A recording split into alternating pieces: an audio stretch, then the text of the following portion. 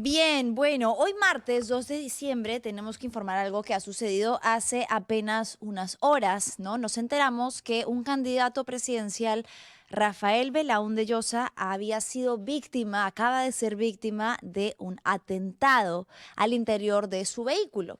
Esto lo confirmó Gino Costa, quien va en el mismo partido político, Libertad Popular, y que señaló grave atentado contra la vida de Rafael Belaúnde, candidato presidencial de Libertad Popular. Investigaciones deben dar con el móvil del crimen y la justicia sancionar rápido y con firmeza a sus responsables.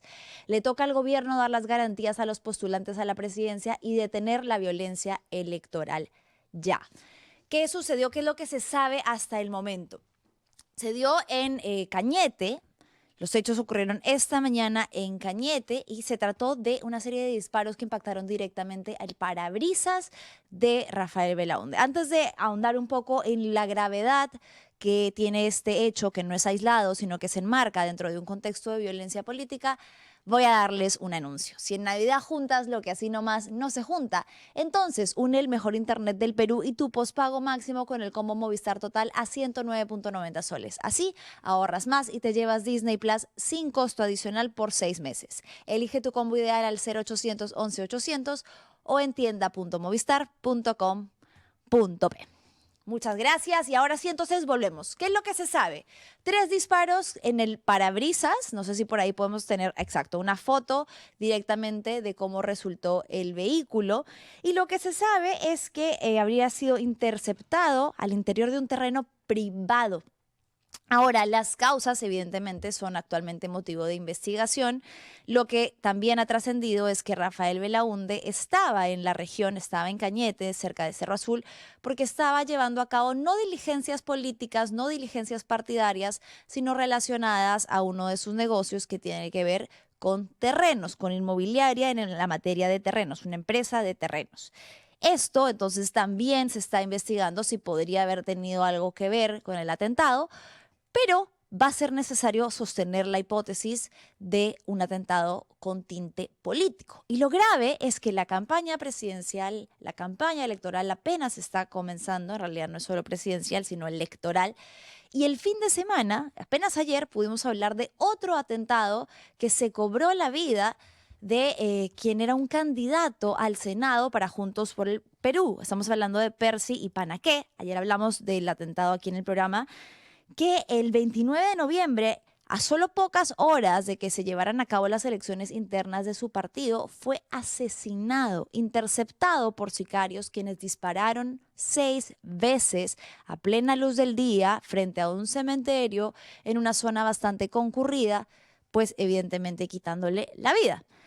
Y Panaqué estaba postulando, como ya lo dije, al Senado para el partido de Juntos por el Perú, y había tenido declaraciones que eran muy frontales con respecto a la corrupción dentro de la institución policial. Ipanaqué era también abogado penalista, llevaba a cabo algunas defensas particulares y había señalado en una de estas últimas declaraciones que da antes de ser asesinado que la policía recibía coimas y sobornos para evitar detenciones y que había mucha corrupción al interior de la institución. Esta fue la última denuncia que llegó a ser, señalando con nombres y apellidos de un caso, digamos, específico, días antes de que fuese asesinado. Tenemos por ahí de repente, vale, el TikTok, el último video que compartió Percy Panaqué antes de ser asesinado, y que nos lleva a preguntarnos entonces cuál es, nuevamente, el límite de los discursos políticos violentos, de estos discursos, estas narrativas que enarbolan, que enaltecen, que legitiman la violencia. ¿Por qué? Porque lo que hemos visto en los últimos tiempos y lo que está sucediendo actualmente es que estamos tratando de hacer del otro, de la otra persona o quien piensa dentro de la otra acera ideológica, el espectro político opuesto, el enemigo. Y ya no vamos a las ideas o ya no hay un debate dentro de opiniones o posiciones, sino que el otro es y personaliza el enemigo. Esto con discursos como los que nuevamente Rafael López Aliaga difunde todo el tiempo, hablando sobre los caviares, dentro de su narrativa, ¿no? Caviares, rojos, terrucos, el terruqueo, que es la deshumanización de las personas que opinan distinto o que tienen posturas a favor de los derechos humanos, para tratar de darle a su vida el valor equivalente a nulo, a cero, y así poder justificar la violencia en su contra. A ver, vamos con audio para escuchar un poco sobre lo que señaló Percy Panaché en su último video antes de ser Al asesinado. compañero Francisco Castillo Navarrete, acribillado a balazos, acribillado con las balas de la desidia y la corrupción de la institución policial y de empresarios corruptos.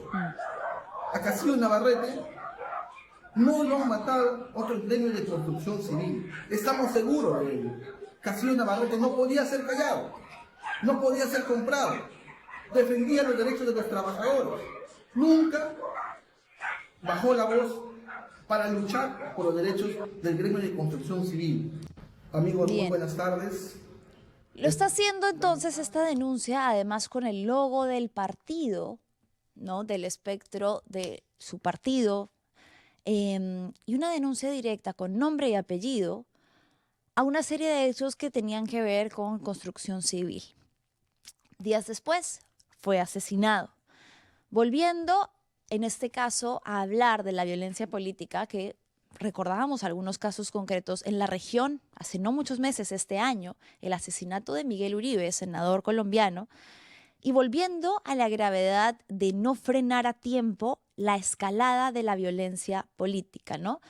Que también tiene que ver mucho con el contexto peruano actual que atravesamos. Uno, la polarización extrema, lo que decíamos, ¿no?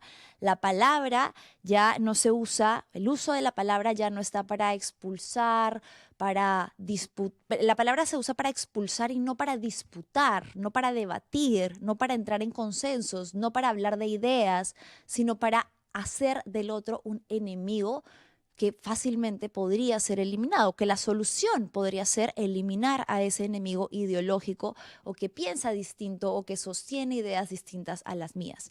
Y esto, por supuesto, que no se puede separar del auge de la criminalidad, de la inseguridad que vivimos y de la que somos víctimas a diarios millones de peruanos, ¿no? Por supuesto, también por motivos distintos. En primer lugar, porque lo que va a venir en todo el contexto electoral van a ser propuestas que señalen directamente una de las problemáticas principales, que es la corrupción de las instituciones, que impide que se pueda luchar contra la inseguridad, y luego, evidentemente, menciones claras al crimen organizado y a las leyes procrímenes. ¿Qué va a pasar?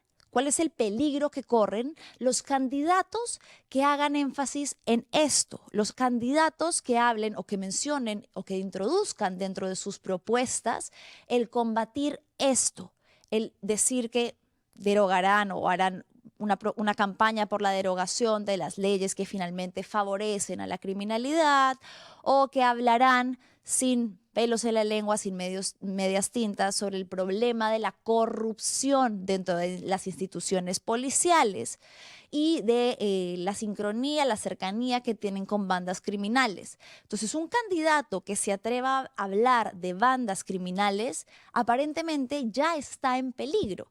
¿Qué va a hacer el Estado? ¿Qué puede garantizar el gobierno para evitar que entrar en el campo político y disputar un cargo en nombre de la ciudadanía pueda ahora también implicar un riesgo para tu vida? Porque entonces ningún candidato va a poder hablar sobre estas problemáticas sin saber que el día de mañana sus palabras, su campaña podría asesinarlo, sus ideas podrían ser el motivo por el que termine siendo asesinado.